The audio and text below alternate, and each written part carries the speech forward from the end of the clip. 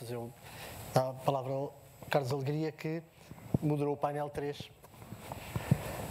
Bem, moderou o painel 3 e, como disse no fim do painel, ia assumir a responsabilidade de apresentar algumas ideias pessoais sobre aquilo que se passou durante o painel, porque apesar de metade dos oradores não serem intérpretes, não há dúvida que o painel decorreu como um painel de intérpretes, ou seja, com uma grande liberdade e uma grande dinâmica e o sentimento permanente de falta de tempo para dizer tudo o que precisávamos dizer, a correr atrás do tempo. Mas, resumindo, nós tivemos a ocasião de ouvir uma intervenção sobre o exercício da profissão no mercado nacional. É relevante, penso eu, também, em ligação com o painel da manhã, fazer a distinção clara entre o que é a interpretação de conferência e o que é a interpretação de serviço público, com outros fins, digamos, mais próximos do cidadão e não no quadro multilingue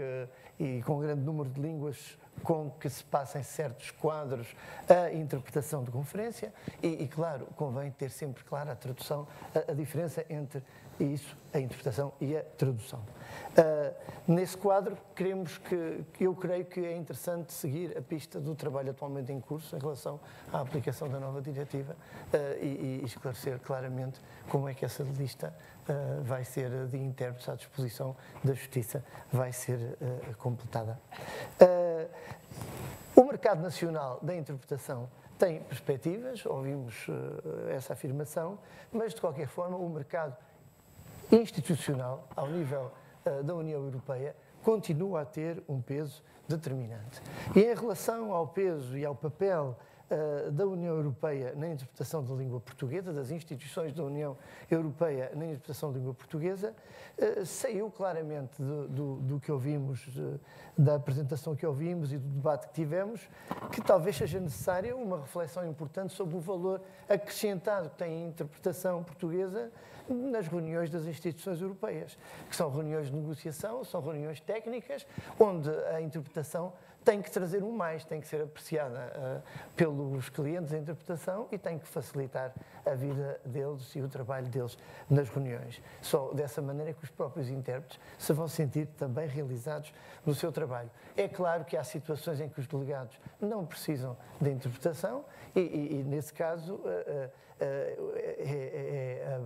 digamos, a melhor solução é que os intérpretes, de facto, não interpretem. Penso que, em relação a isso, um contacto sobressaiu também do painel, que um contacto e uma comunicação mais clara entre os serviços de interpretação e os participantes das reuniões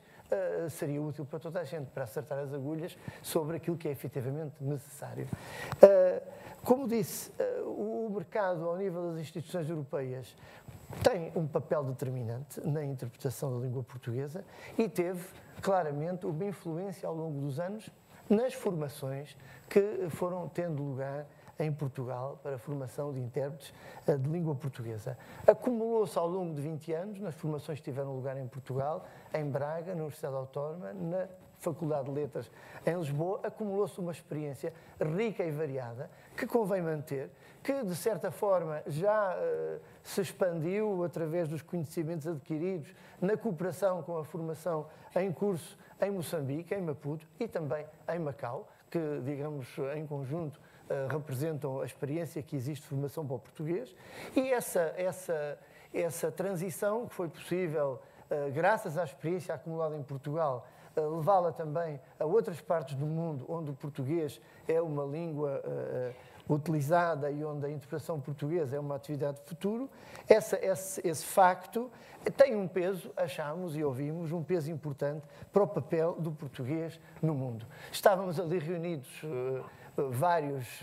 todos nós, penso eu, acreditamos que o papel do português no mundo é viável, é desejável. O Instituto de Camões esteve presente para o confirmar e isso, aliás, sobressai justamente dessas formações que têm lugar fora de Portugal e com prazer ouvimos também referir a grande procura e a dinâmica do ensino de português da China e a procura ao nível da formação de formadores de numerosas universidades chinesas da formação de intérpretes que existe em Macau atualmente. Por isso, assegurar esse futuro para o português no mundo e esse papel para a interpretação da língua portuguesa no mundo depende da existência de um capital de conhecimento ao nível da formação em Portugal e da perenização de uma formação de intérpretes em Portugal. O que, apesar de todos estes anos de acumulação de experiência e apesar dos quadros que foram construídos, não parece, neste momento, totalmente garantido, uma vez que, pelo que ouvi, o curso atualmente que existe atualmente na Faculdade de Letras se encontra,